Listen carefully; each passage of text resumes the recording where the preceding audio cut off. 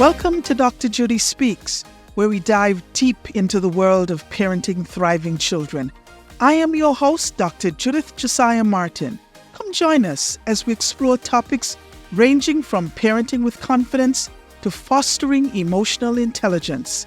Get ready to embark on a journey of growth and discovery with expert advice and real-life stories. This is Dr. Judi Speaks, where parenting meets empowerment.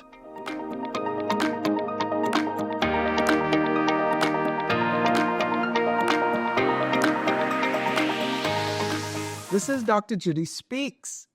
It's such a great morning to be sitting here speaking with my friend Robin Hamilton, who is a certified clinical supervisor and currently with Wings for Children and Families in Bangor, Maine.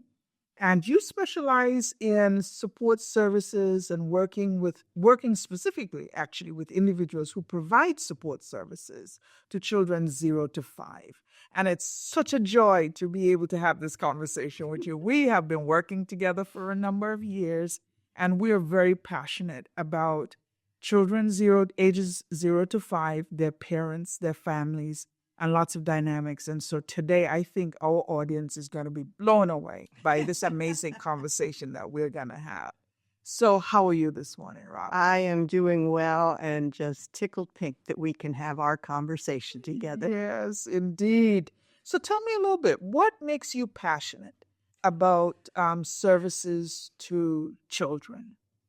Well, I think specifically the reason 0 to 5 catches my heart is because of attachment.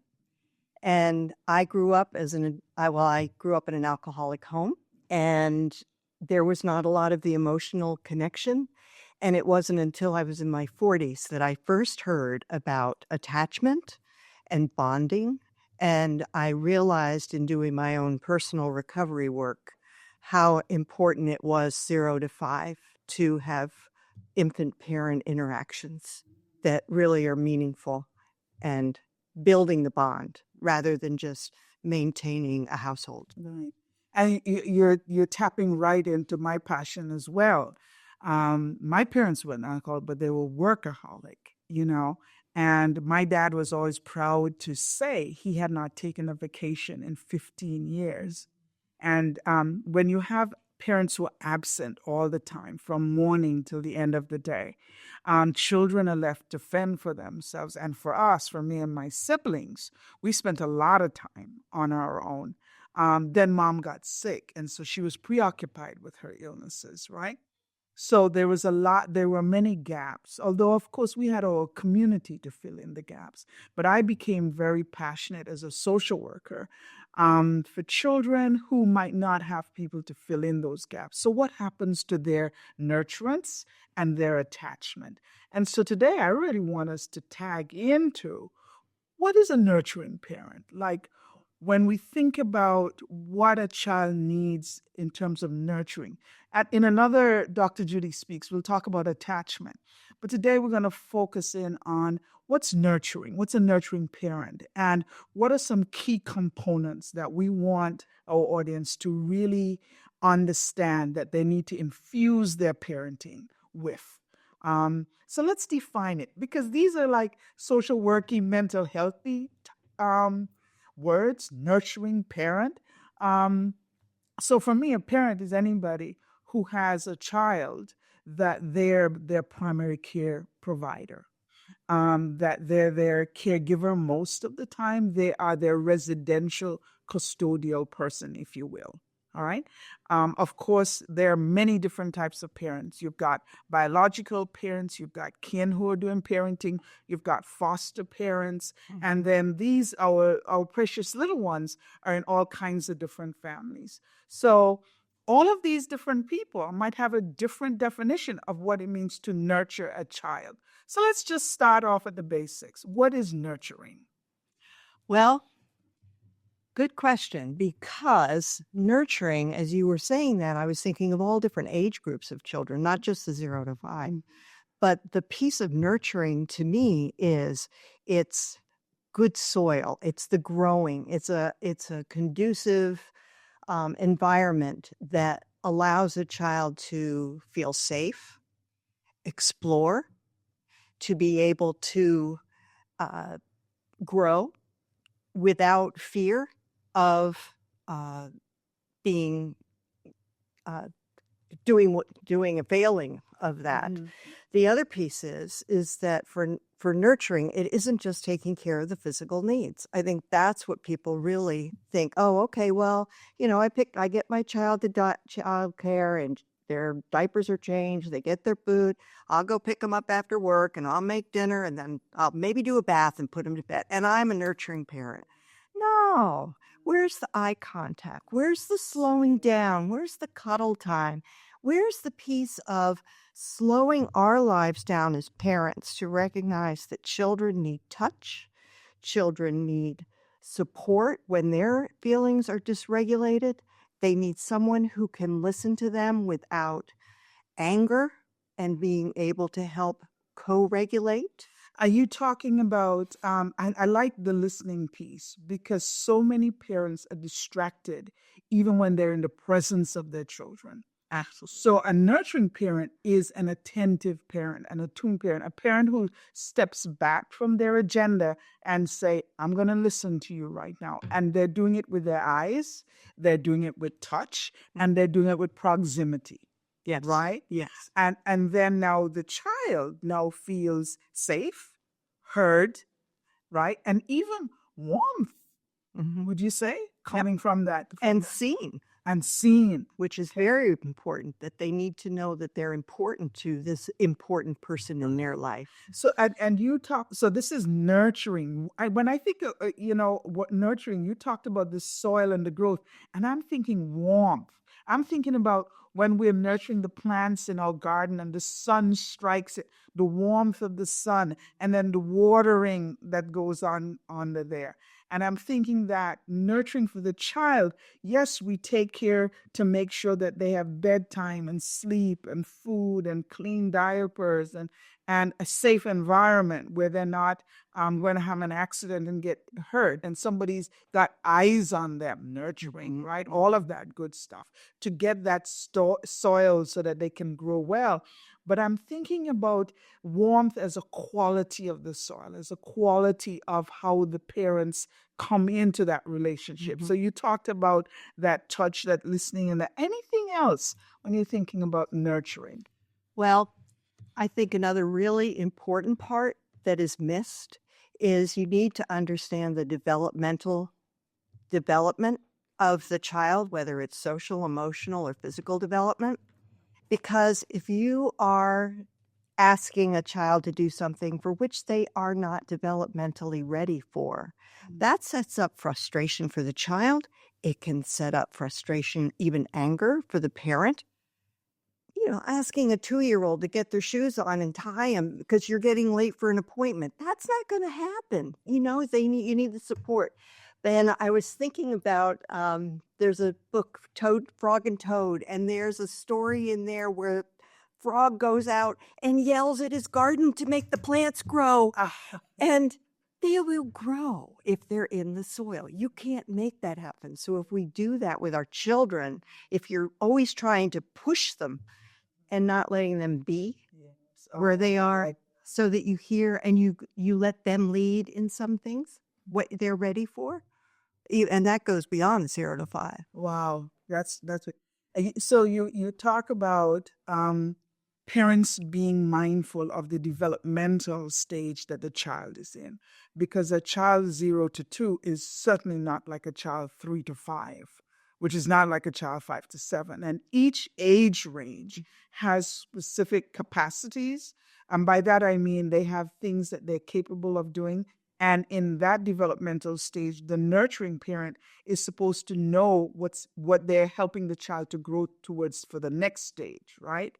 And so nurturing is not just daily marking time. Nurturing is supposed to set it up for the next stage, right?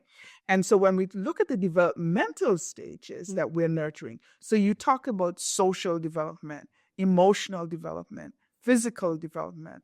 We have to talk about moral development, right? Teaching a child the difference between yes and no, stop and come, right? And so the nurturing parent goes right back to where we started. If you're not paying attention, you're treating a 2-year-old like a 4-year-old, or a 4-year-old like a 2-year-old. And that nurturing parent is out of step. Absolutely. And unfortunately for a child, they are egocentric. They feel like there's something wrong with me. And so they don't understand that I'm right where I need to be. I can't make development happen. And development is messy. It oftentimes is that when a child is going into teething, anytime they're going to a new developmental stage, walking, whatever, there's usually a time of messiness where they're dysregulated. But we have that happen to us as adults too when we're learning a new skill. And babies and toddlers are learning skills in every single aspect of their lives. And so if we know that it's going to be messy, that can help us slow down, be patient, and let the child learn without shame if it takes them a little bit longer. And then we can, the most important part then is if the child has had difficulties, then to do a reparation, to make sure that that parent connects with the child again, especially if the child's gotten frustrated doing something, maybe called a tantrum. And instead of pushing them away and say, well, I'll be around them when they get, more in line, it's more like, okay, I love you. That you're learning. Let's go forward. Wonderful. You introduced a word that our audience might not be aware of: dysregulated, right? A dysregulated child might look like a stubborn child, might look like a temper tantrumy child, might look like a withdrawn child, might look like a stuck child, right? Might look like a whiny child. I'm just using words that other people use. I know you and I don't like those words. They're not kid-friendly words.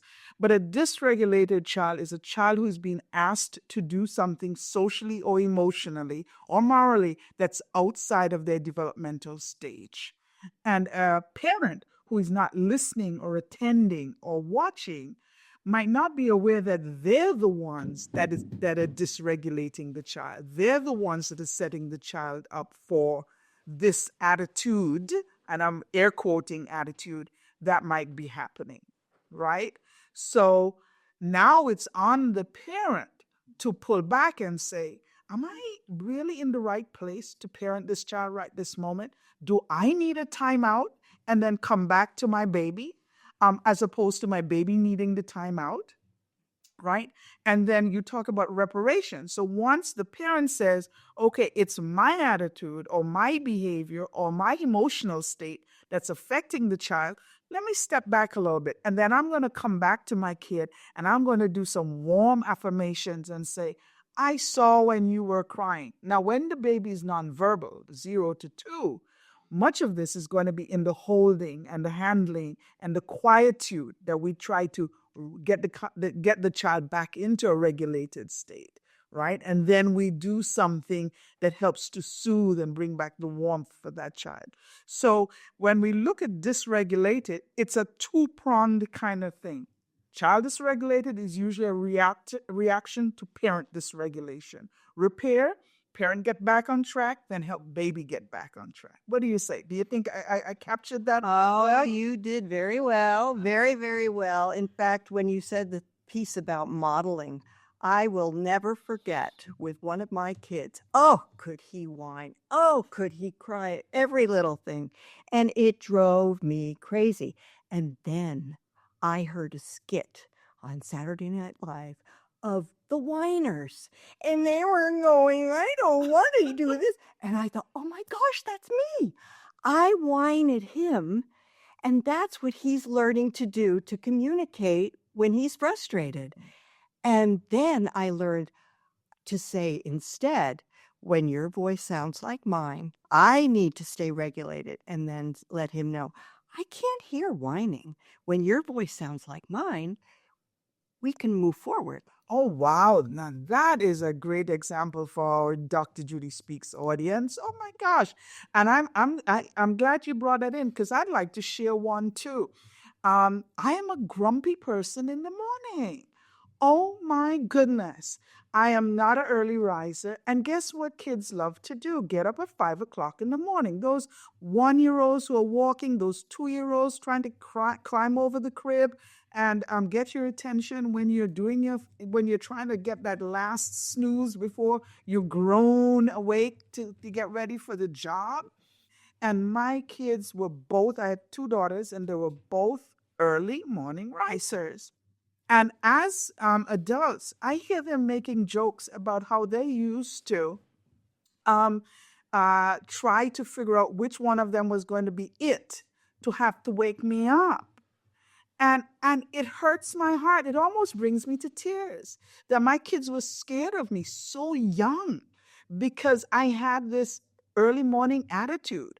And they would tap dance. They learned to tap dance around me since they were two, really like 1 and 2, very early, teaching them that it's not safe around mommy early in the morning.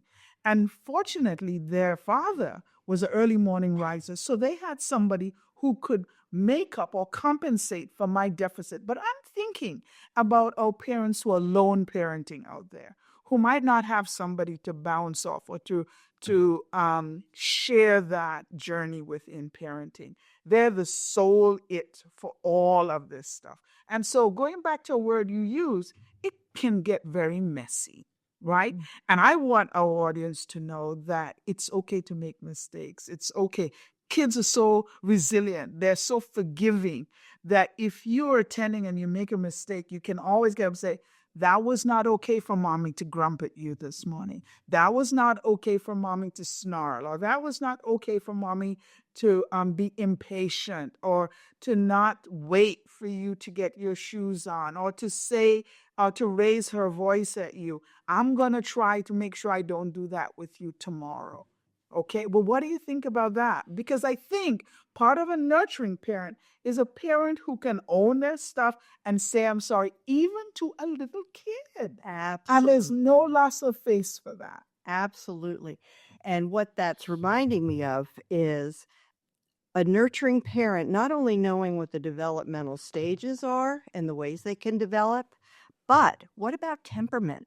What happens if you just mentioned you're not an early riser, but the kids are? Yeah. That's a different piece of temperament. So, how do you work as the adult to understand that, okay, we've got to find a way of rhythm? That temperament, let's talk about that, because the nurturing parent is going to run up against a child who is either just like them, not at all like them, or a mixture of them and other people. And some parents are very cut and dry, very black and white, if you will. They're very concrete. And the messiness of parenting is that you got to be very flexible. You got to be very adaptive, right? Because I know as a parent, when I first had my first kid, I was 29. And I thought, Robin, that I was the most patient human being on the planet. Nobody could stir me up for anything. And I'm telling you, 3 months into parenting, and I can tell you, I didn't even know where the patience went. I mean, besides being fatigued, you know, you're tired all the time. Your brain never shuts off because you're constantly on parent alert, whether it's a mother alert or a father alert. You're sleeping and you're half awake listening for these kids. And so emotionally, psychologically, physically, you're getting more and more dysregulated, more and more wound up. And that affects your ability to listen to the child's individual temperament. That affects your ability to stay warm. And children 0 to 2 need a lot of warmth. You know, I heard you mention earlier the cuddling. There's some people whose personality is they don't like to be touched. You know, they didn't come from a warm, touchy, I love you family. And you're saying that children need warm, touchy, I love you as as a part of the safety ingredient, the secure ingredient, the loving ingredient. So we have really shared quite a lot of stuff that we want our parents to put in. And somebody might be out there saying, I can't do this nurturing stuff. So what would we suggest that a beginning parent think about if they say, I'm not any of these things? What can they do to come side their children as a nurturing parent? Well, I was a single parent of 4 children, so Ooh. I understand what you are talking about. And I think one of the biggest things is that we need to slow down. And if when I would slow down, and even if it was to sit on the couch and rub my child's feet, it didn't have to be something major, but it was enough to slow me down, and it nurtured them. But also finding a support system that you identify. Do you have a neighbor who really works well? Or do you know some high school kid who loves being with kids, and you are able to have a little bit of a break? It doesn't have to be a whole day, but even just so you can go have a bubble bath and not worry about what's going to happen. Something that will fill your bucket of emotional strength.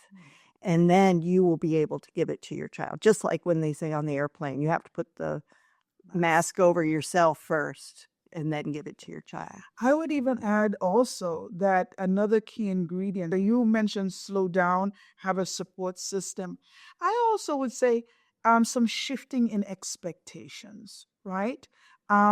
Instead of thinking as a lone parent, I have got to do all these 3 square meals a day and they've got to be organic and they've got to be all of this. Then I have to clean the house. Then I have to do the laundry. I have to read the book to the kid before bedtime. Then I have to prep for work tomorrow. Instead of I have all of this on my to-do list, put it down into small quadrants. And I often say to parents, yes, we could do reading at bedtime every night, but some nights, let's say this is a long book night, and other nights this is a short story night, right? Every day is not 3 organic meals. Maybe we do that 3 times a week, but maybe we have simpler meals on the other 4 times a week. So, in other words, pace yourself, right? Shift in what will work best in a kind of planned way. I'm watching my daughter right now with her first child, and my daughter's a little bit of a perfectionist. She likes to have everything tight and squared away, right? And I'm thinking that this little tyke is going to be messy, right? So maybe she will have to modify adult expectations for a little kid, right? So we're going to slow down. We're going to have a support system. We're going to modify how we do our daily and weekly activities. Anything else? Yes, I think the 2 things that have come out for me in this conversation is that the parent needs to nurture themselves and they need to regulate themselves. They need to be able to center themselves in order to then give that to the child and model it for the child. Otherwise, the child will end up getting the vibration too. They get tension. So a nurturing parent nurtures themselves by getting some rest, eating, doing some self-care like the bubble bath, taking a walk, maybe not a walk with the kids, but maybe to walk with the dog or walk by self. All right. Making sure that they have somebody to talk to who gives them warmth as well. So they're filling their tank so they have something to give to a kid. What else? Anything else as we wrap this up? I think just really being patient with yourself. And I know when I've had my first child, I didn't know what to do, but I got to know some other new moms. I'd go to the park and I'd introduce myself, and then I could be able to have a network and be able to share, like you say, having other people who understand. I love that we're wrapping this note up on patience with yourself. Parenting is a messy process. So, to all of our friends out there in our Judi Speaks world, be patient today as you take on being a nurturing parent to your children, to your child and your children. Looking forward to another conversation, Robin, where we tackle attachment. Ooh. Well, thank you, Robin, for being on Dr. Judi Speaks. It's been a pleasure talking with you. about these very germane issues for our parents out there. I look for, you're such a font of information in the work that you've been doing. I know you're retired now, and I look forward to us having several more conversations on many other topics related to how we can support our parents out there. And you have been a child and family therapist for a number of years. And so you are the expert talking with me as we share with our audience. Well, thank you for the opportunity to share my experience, strength, and hope to parents who are still out there working with the little ones. Thank you for tuning in to our podcast on parenting with confidence in raising thriving children. Remember, every parent is unique, and there is no one-size-fits-all approach parenting. Stay tuned for more valuable insights and tips in our future episodes, and find parenting courses and resources on our website, judithjosiahmartin.com. And always remember, you're doing a great job. This is your host, Dr. Judi, signing off. See you next time.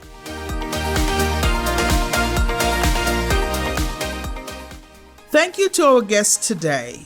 Recording production by Kessie Silas, K. Silas Efficiency Consulting. Editing by Hasan Copywriting. Music by Vlad Kloshenko. Used on the Creative Commons Attribution 3.0 license. Music attribution details in the show notes.